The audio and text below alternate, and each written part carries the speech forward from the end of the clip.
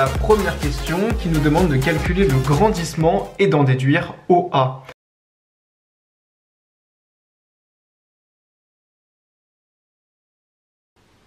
La première étape consiste à calculer le grandissement et d'en déduire OA. Donc bien évidemment, on va utiliser la formule qu'on a vue dans le cours sur le grandissement qui nous dit qu'il est égal à A'B' sur AB et que ceci est également égal à OA' sur OA. Voilà la formule qu'on va utiliser.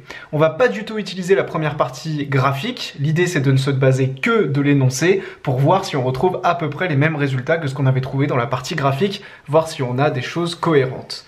Donc dans l'énoncé, on nous dit qu'une lentille mince convergente de 6 cm de diamètre donne d'un objet AB de 1 cm une image 2 fois plus grande. On a donc au départ un objet de 1 cm et à l'arrivée une image 2 fois plus grande, donc de 2 cm. Et on sait que cette image est renversée, elle va donc être représentée vers le bas. Donc du coup, toutes ces informations vont nous permettre de calculer le grandissement, car on peut en déduire que du coup, A'B' est égal à 2 cm vers le bas, et donc égal à moins 2 cm divisé par AB qui est égal à 1 cm et qui est un objet vers le haut. On va donc se retrouver avec moins 2 sur 1, soit moins 2. Et donc le grandissement est égal à moins 2.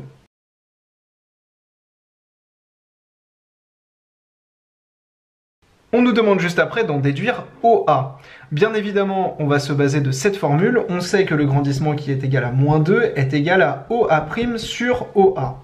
L'idée, ça va être de ne garder que l'inconnu dans la formule. Et ça, c'est vraiment une technique qu'on fait à chaque fois dans les exercices.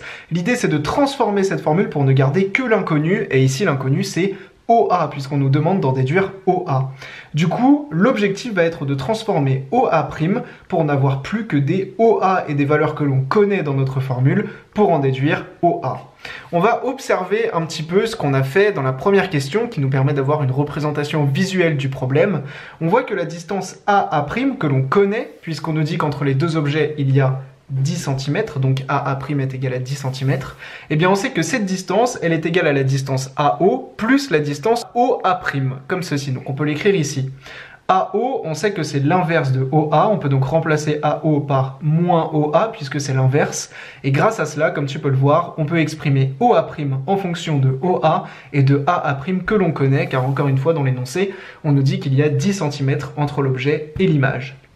On peut donc en déduire que OA' est égal à AA' plus OA. Et c'est ça que l'on va utiliser, qui nous permet donc d'exprimer OA' en fonction d'une distance que l'on connaît et en fonction de OA que l'on cherche à déterminer.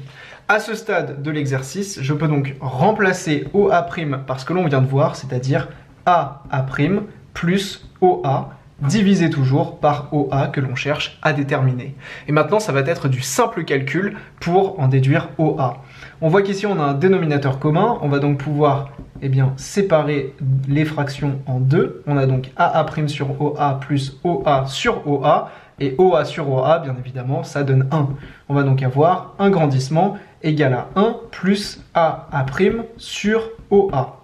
L'idée, ça va être bien de calculer OA, comme on l'a vu. Je vais donc placer le 1 de l'autre côté pour vraiment isoler ma fraction et que ce soit plus clair. On a donc le grandissement moins 1 égale à AA' sur OA.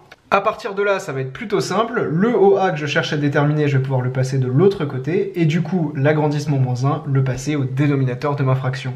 J'ai donc OA qui est égal à AA' divisé par le grandissement moins 1.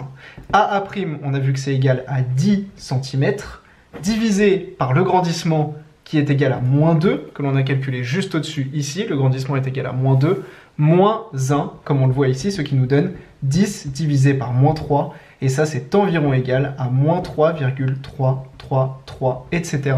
On peut donc en déduire que la distance OA, elle est égale à moins 3,33333, et comme la distance de AA' était donnée en centimètres, ça nous donne une distance en centimètres. On a donc fini la première question qui nous demandait de calculer le grandissement et d'en déduire OA. La deuxième question nous demande de déduire la distance lentille-image. La distance lentille-image, c'est la distance entre la lentille et l'image, c'est-à-dire la distance OA'. Je pense que tu as compris comment on va faire. AA', on nous le donne, c'est 10 cm. OA, on vient de le calculer, moins 3,333 cm. On peut donc, grâce à cette relation très simple, en déduire la distance lentille-image et donc la distance OA'.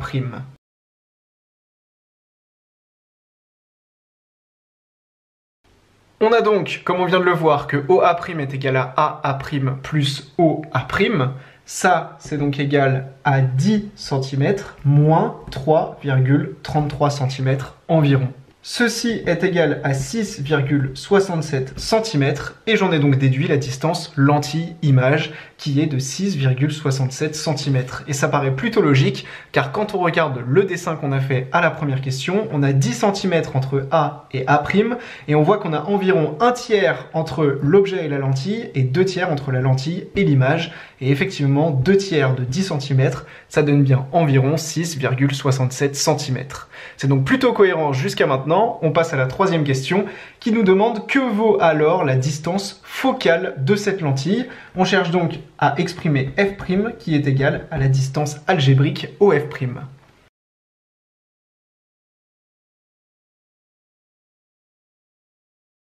Pour ça, on a vu une formule dans le cours qui est très simple. 1 sur f' est égal à 1 sur OA' moins 1 sur OA, le tout en distance algébrique. 1 sur OA', ça nous donne 1 sur 6,67 qu'on a calculé dans la question juste au-dessus, moins 1 sur OA, et OA qu'on a calculé juste au-dessus dans la première question, qui est égal à moins 3,33 environ. Ce calcul, bien entendu, je peux le réaliser à la calculatrice. Je vais donc avoir 1 divisé par 6,67 moins 1 divisé par moins 3,33, ce qui est environ égal à 0,45. J'ai donc, d'après ma formule, que l'inverse de ma distance focale, 1 sur f', est égal à 0,45. Et attention, là, faut pas évidemment tomber dans le piège de dire que c'est 0,45 cm. En effet, on a ici 1 sur f', nous ce qu'on veut c'est f'.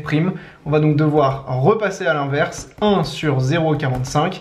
Et ceci nous donne à la calculatrice environ 2,22 cm. Donc là, on a une distance bien plus cohérente que 0,45 cm. Comme on peut le voir sur notre schéma, on n'a pas du tout une distance inférieure à 1 cm entre la lentille et le point focal. Pour notre distance focale, on a bien une distance environ égale à 2,22 cm. On a donc répondu à cette question, on va pouvoir passer à la dernière question qui nous demande d'en déduire sa vergence. Encore une fois, c'est une notion que l'on a vue dans la vidéo de cours. On a vu que la vergence, qui se note C, elle est égale à l'inverse de la distance focale, et donc ici à 1 sur 2,22, ce qui va nous donner, du coup on va retomber sur la valeur qu'on avait ici, environ 0,45. Et donc la vergence de notre lentille convergente est égale à 0,45. Les exercices sur la vision et sur ce chapitre, en fait, c'est simplement bien connaître les formules qu'on a vues ensemble dans le cours, savoir tracer graphiquement ce qu'on nous donne dans l'énoncé pour en déduire les valeurs qui sont attendues. J'espère que cette vidéo t'a plu, on se retrouve tout de suite dans le deuxième chapitre où on va parler des couleurs.